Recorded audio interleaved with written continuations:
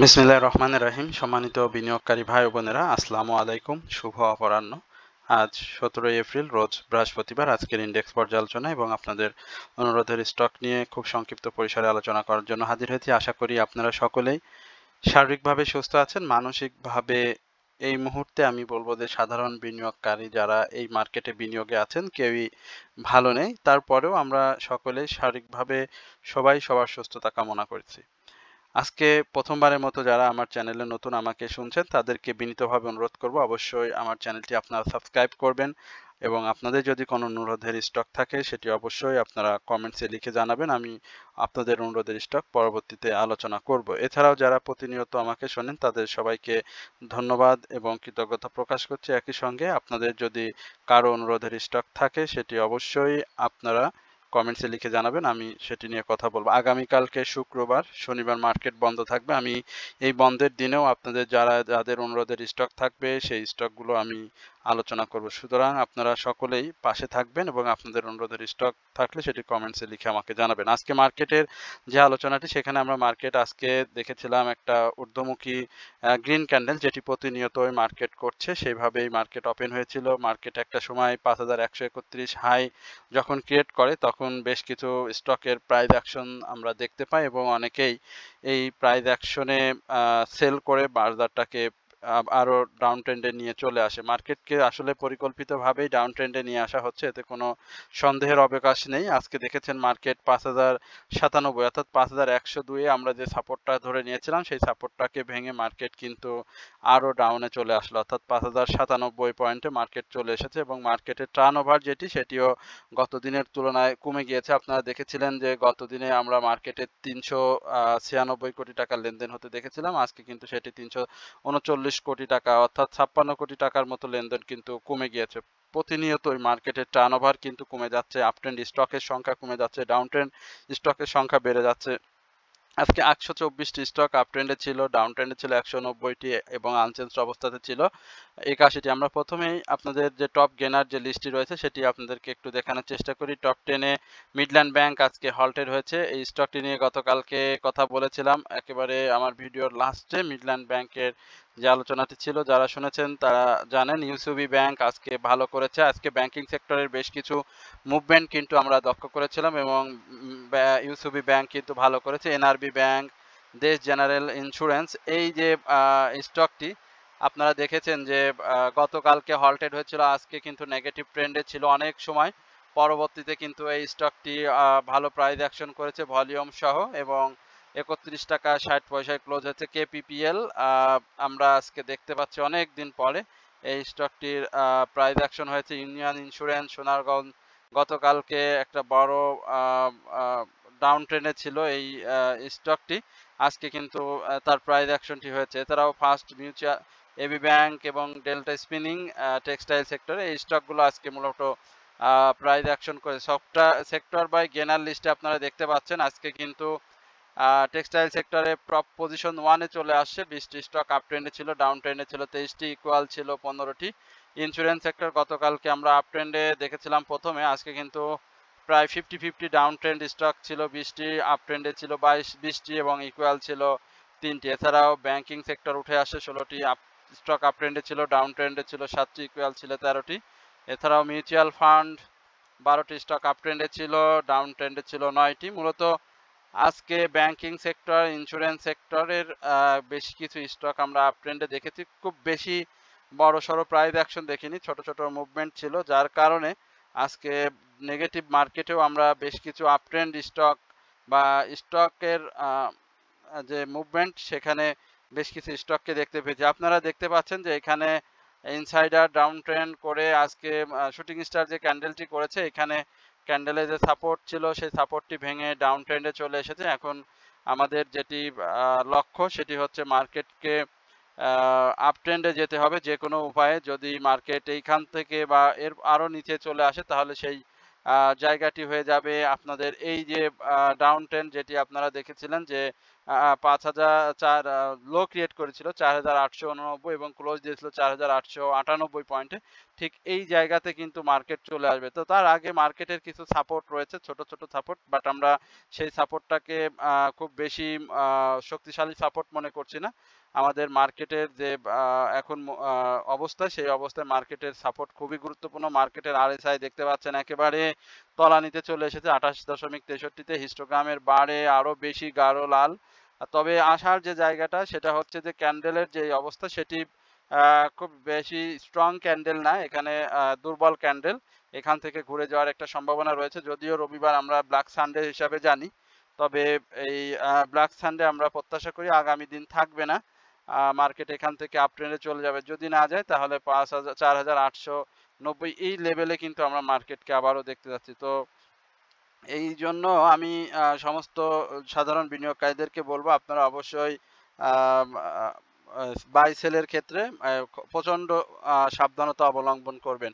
এই হচ্ছে আপনাদের প্রতি আমার অনুরোধ। এরপরে আপনাদের অনুরোধের যে স্টক রয়েছে হাক্কানি পাল, আমরা এই স্টকটি নিয়ে কথা বলেছিলাম, আপনাদের অনুরোধের স্টক ছিল। আপনারা দেখতে পাচ্ছেন যে হাক্কানি পাল কিন্তু খুব চমৎকারভাবে ঘুরে গিয়েছে, RSI-টাও বাড়ার জায়গা তৈরি করে রেখেছে, হিস্টোগ্রামের বারে ধূসর ছোট হয়ে আছে, MACD মুভিং এভারেজ সবকিছু মিলিয়ে এখন স্টকটি আরো মুভমেন্টে যাওয়ার জন্য তৈরি হয়ে আছে। আমরা এর আগে বলেছিলাম যে স্টকটি যে সাপোর্ট লেভেল বলেছিলাম 58 টাকা 57 টাকা, এই লেভেল থেকে স্টকটি ঘোরার একটা সম্ভাবনা আছে। সেম একই জোন থেকে স্টকটি ঘুরে গিয়েছে এবং প্রাইস অ্যাকশন করেছে।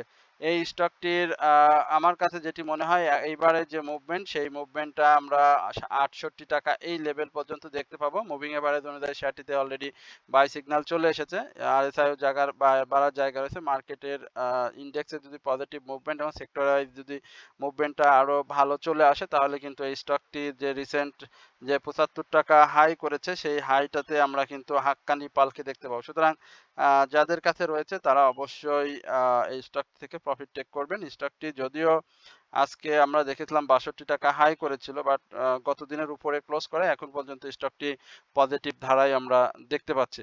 এরপরে ব্যাংক সেক্টরের IFIC, এই ব্যাংকটি নিয়ে আপনারা জানতে চেয়েছেন। এই IFIC ব্যাংকের কি অবস্থা একটু দেখি। IFIC নিয়ে আমি এর আগেও আপনাদেরকে বলেছিলাম, আসলে আজকে ব্যাংকিং সেক্টরের যে মুভমেন্ট হয়েছে সেই মুভমেন্টে আমরা দেখেছি IFIC আনচেঞ্জ অবস্থাতে ছিল, হাই ক্রিয়েট হয়েছিল, 20 পয়সা প্রাইস অ্যাকশন করেছে। তার লাইফ সার্কেলে যে এই যে ব্লু কালার যে ক্যান্ডেলগুলো দেখতে পাচ্ছেন এগুলো মূলত আনচেঞ্জ অবস্থারই একটা বহিঃপ্রকাশ।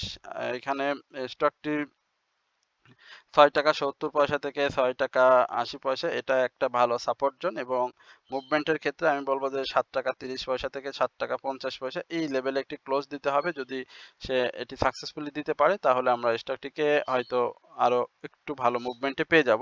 একই সঙ্গে ব্যাংকিং সেক্টরের মুভমেন্টটা খুবই জরুরি। এখানে হিস্টোগ্রামের বার, MACD মুভিং এভারেজ সবকিছুতেই স্টকটির এখনো সেল সিগন্যাল রয়েছে। এরপরে UCB bank, United commercial bank, এই ব্যাংকটি সম্পর্কে আপনারা জানতে চাইছেন। স্টকটি আজকে ভলিউমটা গত দিনের তুলনায় বেশি করেছে, প্রাইস অ্যাকশনও হয়েছে 80 পয়সার মতো প্রাইস অ্যাকশন হচ্ছে। খুব সুন্দর একটি ক্যান্ডেল করে গত দিনের উপরে ক্লোজ দিয়ে একটা পজিটিভ মুভমেন্টে যাওয়ার জন্য চেষ্টা করছে। বাট যেহেতু স্টকটির 81 কোটি পাবলিক হোল্ডিং রয়েছে ভলিউম, সেক্ষেত্রে আমি বলবো যে ইউনাইটেড কমার্শিয়াল ব্যাংকে অবশ্যই ভলিউমটা গেদার করতে হবে এবং ভলিউমটা যদি গেদার করে তাহলে সেম যে লেভেল থেকে দেখতে পাচ্ছেন যে ডাউন ট্রেন্ডে এসেছিল, অর্থাৎ এই 10 টাকা 10 টাকা থেকে 9 টাকা 90 পয়সা, ঠিক এই জায়গা থেকেই কিন্তু স্টকটি আবারও আপ ট্রেন্ড কন্টিনিউ করার চেষ্টা করছে। সুতরাং আমরা এই স্টকটিকে প্রাথমিকভাবে 11 টাকা 50 পয়সার উপরে একটা ক্লোজ দেখতে চাই এবং সেটি যদি দিতে পারে তাহলে কিন্তু স্টকটি 13 টাকা থেকে 13 টাকা 30 পয়সা যে প্রিভিয়াস হাইটি রয়েছে সেখানে আমরা স্টকটিকে দেখতে পাবো। এবং স্টকটির এই মুহূর্তে আমরা মুভিং এভারেজ বা অন্যান্য যে তিনটি সিগন্যাল রয়েছে MACD এবং হিস্টোগ্রামের বার অনুযায়ী শেয়ারটিতে সেল সিগন্যাল রয়েছে এবং RSI-টা বাড়ার অনেক ভালো জায়গা রয়েছে। এরপরে ইন্ট্রাকো রিফুয়েলিং স্টেশন, এটি নিয়ে আপনারা জানতে চেয়েছেন। আমরা একটু ইন্ট্রাকো রিফুয়েলিং স্টেশন নিয়ে দেখি। ইন্ট্রাকো আজকে দিনের শুরুতে যখন মুভমেন্টে যায় তখন কিন্তু বেশ ভালো, প্রথম দিকে একটা ভালো ভলিউম পেয়ে যায় এবং আজকের ভলিউমটি দেখতে পাচ্ছেন যে গত দিনের তুলনায় বেশ বেশি 17 লক্ষ ভলিউম পায় এবং আজকের যে ভলিউম সেখানে কিন্তু বায়ার এবং সেলারদের অসম্ভব একটি কম্পিটিশন ছিল এই ইন্ট্রাকো রিফুয়েলিং স্টেশনের এবং ফুয়েল অ্যান্ড পাওয়ার সেক্টরের যে মুভমেন্ট সেই মুভমেন্টের সাথে আসলে স্টকটি কখনোই যায়নি। সে এককভাবে সবসময় চেষ্টা করেছে মুভমেন্টে যাওয়ার জন্য এবং প্রাইস অ্যাকশনের জন্য। স্টকটির এখন যে অবস্থা আমরা একটা এতটুকু বলতে পারি যে স্টকটি 24 টাকা 30 পয়সার উপরে যদি বা 40 পয়সার উপরে একটি ক্লোজ দিতে পারে তাহলে স্টকটি কিন্তু আবারও এই রিসেন্ট যে 90 টাকা 25 টাকা 90 পয়সা হয় সেখানে আমরা স্টকটিকে পেয়ে যাব। এবং যাদের 23 টাকা 30 পয়সা থেকে শুরু করে 23 টাকা এই লেভেলে যাদের বাই রয়েছে আমি বলবো যে আপনারা এই 25 টাকা 90 পয়সা এই লেভেলে স্টকটিকে পাবেন এবং এইখানে সেল দিয়ে আপনারা আবারও স্টক থেকে প্রফিট টেক করতে পারবেন। তো এই হচ্ছে ইন্ট্রাকো রিফুয়েলিং নিয়ে আমার সংক্ষিপ্ত পরিসরে আলোচনা। এরপরে বাংলাদেশ শিপিং কর্পোরেশন বিএসসি, এই স্টকটি নিয়ে আপনারা জানতে চাচ্ছেন। আমরা বিএসসি নিয়ে এর আগেও কথা বলেছিলাম। বর্তমানে আমি যেটি বলবো যে বিএসসি একটু রেস্ট নিবে এবং এই রেস্ট জোনটা স্টকটির এই লেভেলে হয়ে যাবে এবং এইখানটায় স্টকটির একটা সাপোর্ট জোন 89 টাকা থেকে 90 টাকা এই লেভেলে, যেহেতু স্টকটিতে আপনারা দেখতে পাচ্ছেন যে বাই সিগনালে এখন পর্যন্ত রয়েছে, বাট হিস্টোগ্রামের বার, এমএসিডি, মুভিং অ্যাভারেজ সব কিছুতেই একটা দুর্বলতা বা আরএসআইটাও অনেক বেশি বেড়ে গিয়েছিল, বাট আরএসআইটাও কারেকশন জোনে এখন রয়েছে। আজকে বিভিন্ন সময় সে মুভ ব্যাক করার চেষ্টা করেছে, বাট সে সেটি করতে পারেনি।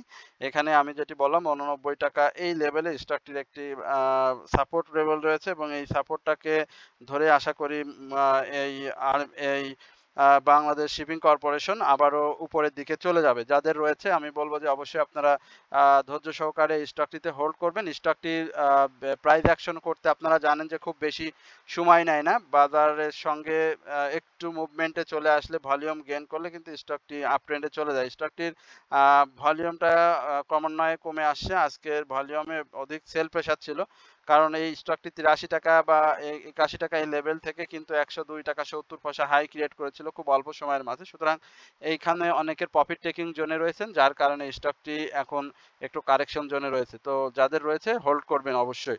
এরপরে লভেলো আইসক্রিম পিএলসি নিয়ে একটু কথা বলি। লভেলো নিয়ে এর আগেও আমি কথা বলেছিলাম। আমার চ্যানেলে যারা নিয়মিত আমাকে শোনেন তারা এই বিষয়টি জানেন যে লভেলো একটা সময় 25 টাকা থেকে 28 টাকা এই লেভেল থেকে স্টকটি একেবারে মানে টানা প্রাইস অ্যাকশন করে কিন্তু 108 টাকা এই লেভেলে চলে গিয়েছিল। এখন স্টকটি একটি কারেকশন জোন রয়েছে এবং এর আগে স্টকটি 52 সপ্তাহের 64 টাকা লো ক্রিয়েট করেছিল, সেখান থেকে কিন্তু একটা আপ ট্রেন্ড কন্টিনিউ করেছে। স্টকটি সেল সিনারি বিদ্যমান, আরএসআইটা আপ ট্রেন্ডে যাওয়ার চেষ্টা করছে, ভলিউমটা গেদার করার চেষ্টা করছে, বাট এই ভলিউমটা কন্টিনিউ করতে হবে। আজকে যে 9,93,000 ভলিউম করছে, এই ভলিউমটা যদি কন্টিনিউ করতে পারে তাহলে স্টকটি আবারও প্রাইস অ্যাকশনে চলে যাবে এবং এই প্রাইস অ্যাকশনের ক্ষেত্রে বিশেষ কয়েকটি বাধা রয়েছে আমার কাছে।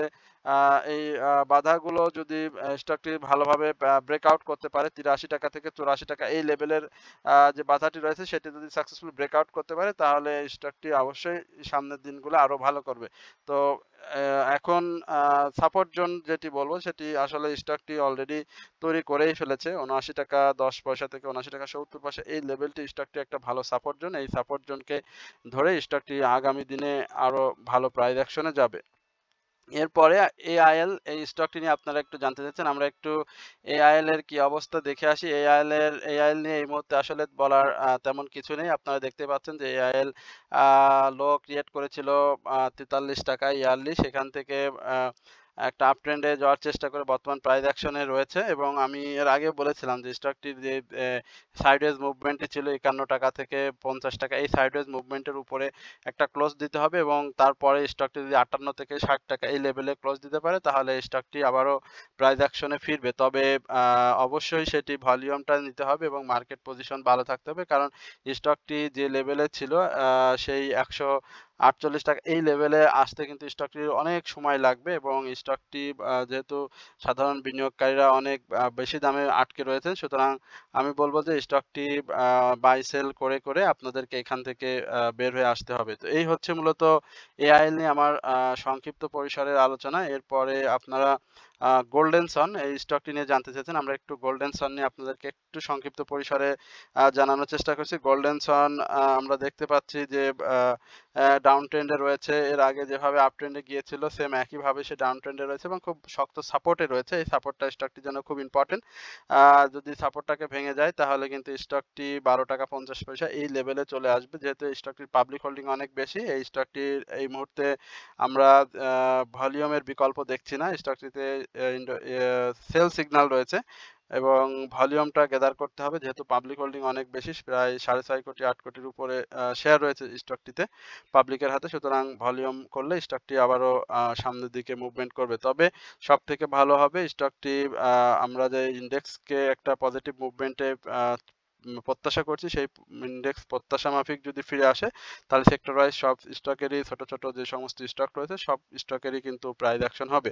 এবং শেয়ার পরে কেনার পরে যখন প্রাইস কমে যায়, সে সম্পর্কে কি করতে হবে সেই বিষয়গুলো যদি আপনারা আয়ত্ত করতে পারেন, তাহলে আপনারা অন্তত এই খারাপ মার্কেটেও নিজেদের পোর্টফোলিওটাকে কিছুটা হলেও একটা স্থির জায়গায় রাখতে পারবেন। তো এই হচ্ছে মূলত আজকে আপনাদের অনুরোধের স্টক এবং ইন্ডেক্স সম্পর্কিত সংক্ষিপ্ত পরিসরে আলোচনা। আশা করি আপনারা সকলে ধৈর্য সহকারে আজকের এই আলোচনাটি শুনেছেন। একই সঙ্গে আপনাদের সবাইকে বিনীতভাবে অনুরোধ করব, অবশ্যই আপনারা আমার চ্যানেলটি সাবস্ক্রাইব করবেন এবং আপনাদের অনুরোধের স্টক থাকলে সেটি অবশ্যই কমেন্টসের মাধ্যমে আমাকে লিখে জানাবেন।